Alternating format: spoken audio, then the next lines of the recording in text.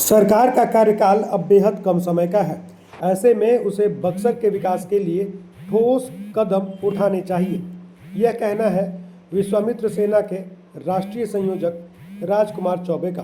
उन्होंने कहा कि सरकार अपने कार्यकाल की समाप्ति से पूर्व बक्सर में विश्वामित्र कॉरिडोर का निर्माण कराए, इसे पर्यटन क्षेत्र के रूप में विकसित करे और वामन अवतार को जेल से मुक्त करने की घोषणा करे, ताकि बक्सर धार्मिक और सांस्कृतिक रूप से बनारस और अयोध्या की तरह पहचान प्राप्त कर सके। राजकुमार चौबे ने कहा कि बक्सर का इतिहास वाराणसी और अयोध्या से भी पुराना है। वहाँ की धार्मिक और पौराणिक महत्ता का उल्लेख वेदों और पुराणों में भी मिलता है। उन्होंने कहा कि यह वही भूमि है जहाँ महर्षि विश्वामित्र ने तपस्या की, भगवान वामन ने तारका वध किया और अनेकों ऋषियों ने अपने जीवन के स्वर्णिम अध्याय लिखे।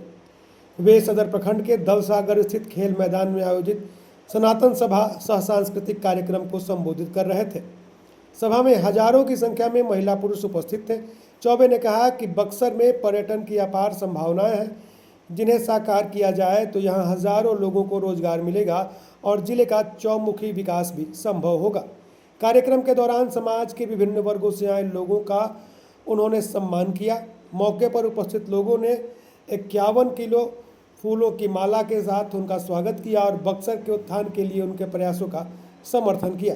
पत्रकारों से बातचीत में राजकुमार चौबे ने कहा कि अब तक जितने भी जनप्रतिनिधि बक्सर से चुने गए, उन्होंने जिले के विकास को कभी प्राथमिकता नहीं दी। उन्होंने स्पष्ट कहा कि यदि इस बार कोई बाहरी व्यक्ति बक्सर से चुनाव लड़ने आता है तो उसका बहिष्कार किया जाएगा। चौबे ने कहा कि अब बक्सर के लोग स्वयं आगे आएं और इस ऐतिहासिक नगरी को राष्ट्रीय स्तर पर पर्यटन मानचित्र पर लाने के लिए एकजुट होकर काम करें। हम लोग सनातन संस्कृति की लड़ाई कितने सालों से लड़ रहे हैं जी। बक्सर सनातन संस्कृति की सबसे बड़ा धरोहर है और बक्सर लड़ाई सनातनी संस्कृति का है। और जितना यहाँ चुनाव जीतते हैं सनातन संस्कृति के नाम पे ही चुनाव जीतते हैं और एमएलए बनते हैं चाहे एमपी बनते हैं, लेकिन वो नकली सनातनी है जो बक्सर को अपेक्षित बना के छोड़ देते हैं, चरगाह बना के छोड़ देते हैं। तो विश्वामित्र सेना की जो लड़ाई है, जो इतना बड़ा संकल्प लेके इतना बड़ा जो है आज हमारा सभा था, इस सभा का यही था कि सरकार का अंतिम है ये कार्यकाल, सरकार का ये अंतिम कार्यकाल है ना भाई। 24 नवंबर को दूसरी सरकार का, नई सरकार का गठन होगा। तो नई सरकार का गठन होगा तो हमने अपने बक्सर के लिए, अपने बक्सर के एक एक आदमी के लिए, एक एक व्यक्ति के लिए आज तक जो हमने मांग किया उसको आप घोषणा कीजिए। महर्षि विश्वामित्र कॉरिडोर बनाइए, टूरिज्म पर्यटन का स्थल बनाइए कि हमारे बक्सर विकसित बने और ये बिहार का नाम भी गौरव होगा, रोशन होगा इससे।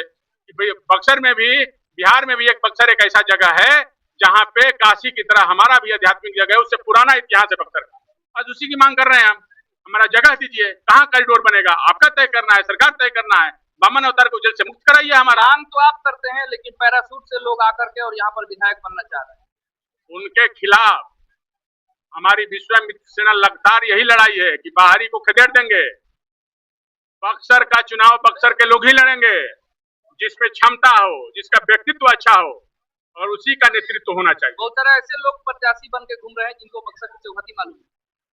उसके बारे में हम क्या बोलने वाले हैं, वो प्रत्याशी के बारे में, हम बक्सर के बाहरी के बारे में। लेकिन सरकार को आपने चुनौती दी जो आज, और सरकार अगर घोषणा नहीं करती है तो क्या लगता है कि आप जनता से क्या कहेंगे? जनता को क्या, जनता का कहना क्या है? जनता समझ जाएगी कि सरकार हमारे लिए, बक्सर की जनता के लिए कितनी खड़ी है, कितनी खड़ी है, हमारे प्रेम कितना है बक्सर की जनता के लिए, ये समझ में आ जाएगा। हम तो अपना हक मांग रहे हैं ना भाई। उस हिसाब से वोटिंग भी दिखेगी। दिखेगी, क्यों नहीं दिखेगी? बक्सर की जनता जो है अपनी बक्सर की लड़ाई लड़ रही है। बक्सर हमारा अपना दिल में बसा है हमारे बक्सर वासियों के लिए, और आप लोग भी बक्सर वासी हैं। हम तो ये कहते हैं कि आप लोगों के अंदर भी वही दर्द है कैसे कि हम लोग बक्सर वासी, और बक्सर को आज तक क्या हुआ है आप लोगों से बढ़िया कोई नहीं जानता है। और एक एक बक्सर वासी को इस बात को पता है कि बक्सर को कितना ठगा गया। आज नहर का क्या हाल है, बदबू आता है चलने में, मलेरिया रोगों का घर है वहां। कोई आज तक उसको बढ़िया से निर्माण कराया? कोनो आवाज उठाया? खाली 24 घंटा नेतृत्व के चक्कर में लगा हुआ है। अरे लड़ना चाहिए चुनाव, लड़ना है, लेकिन कुछ करो, जनता को लगे कि हमारे लिए लड़ रहा है। कुछ तो बदलो। व्यक्तिगत रूप से 7 बजे के बाद घर से बाहर नहीं निकलना है। अब चुनाव लड़ने की बात करते हैं। के चुनाव में क्या मुद्दे होंगे बक्सर के? बक्सर को विकसित बनाइए, महर्षि विश्वामित्र कॉरिडोर का निर्माण कराइए, वामन अवतार को जेल से मुक्त कराइए, उसकी घोषणा करिए, और नहीं तो इस जेल को शिफ्ट करिए और उसी में कॉरिडोर बना दीजिए। 52 बीघा जमीन है ना, वामन अवतार के नाम से 52 बीघा जमीन, उसी में लोग जबरदस्ती जेल बना दिया। उनके चौहद्दी के अंदर जेल कैसे बन जाता? आज बक्सर में जो है एयरपोर्ट इसलिए नहीं बन पा रहा है कि कोई आवाज उठाने वाला नहीं है। कैसे काहे उठाएगा वो? तो अपने दलदल में फंसा है, उस पर जांच हो जाएगी। तुमने इतना फंड गया, तुमने क्या किया? उठाता ही नहीं है। कहते जैसे चलना है चलते, तो भगवान भरोसे जब तक चुनाव जीतते जाए, जब आंख खुलेगी तो भाग जाएंगे पोछ उठा के। विश्वामित्र सेना को सामर्थ्य मिलेगा तो ये सब कार्य होंगे। 100% लग गए हैं, संकल्पित है। बक्सर बदलेगा, बक्सर विकसित बनेगा, शिक्षित बनेगा, स्वस्थ बक्सर बनेगा। वंचित और शोषित का शोषण नहीं होगा यहाँ पे।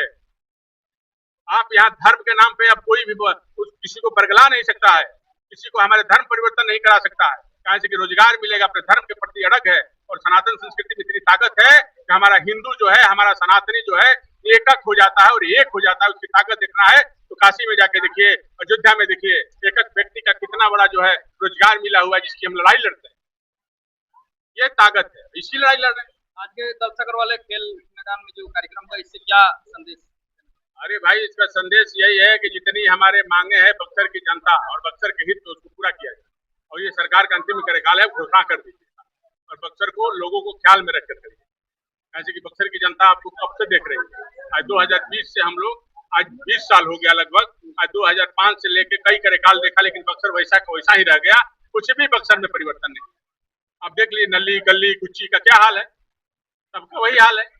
जर्जर व्यवस्था है, कूड़ा कहाँ फेंका जाता है। नीतीश जी का सौतेला रवैया रहा है हमेशा। हमेशा देखिए, हम फिर करते हैं, नीतीश जी का सौतेला रवैया। नीतीश जी ने अपने सरकार में विकसित बिहार बनाया। ये अभी तक एक ऐसा मुख्यमंत्री आए हैं जिसको हमेशा सच्चाई से नकारा नहीं जा सकता। एनडीए के सरकार में बिहार विकसित बना, क्राइम में सुधार हुआ, लेकिन बक्सर का सुधार नहीं हुआ। इसलिए नीतीश कुमार को हम गलती काहे मानेंगे? जो नेतृत्व करने वाला आदमी है उसकी गलती मानेंगे। उसने बक्सर को विकसित बनने नहीं दिया। तो सरकार क्या, उसमें सरकार का दोष थोड़े है। सरकार थोड़े कहती है कि हम नहीं करेंगे और नहीं करने वाले। सरकार इसी के लिए चयन होता है, जनता का विकास के लिए, क्षेत्र का विकास के लिए। ऐसे नकारा लोगों का बहिष्कार होगा। अरे बहिष्कार शुरू कर दिया बक्सर की जनता, तो देख ही रहे हैं, चारों तरफ देख रहे हैं। ठीक है।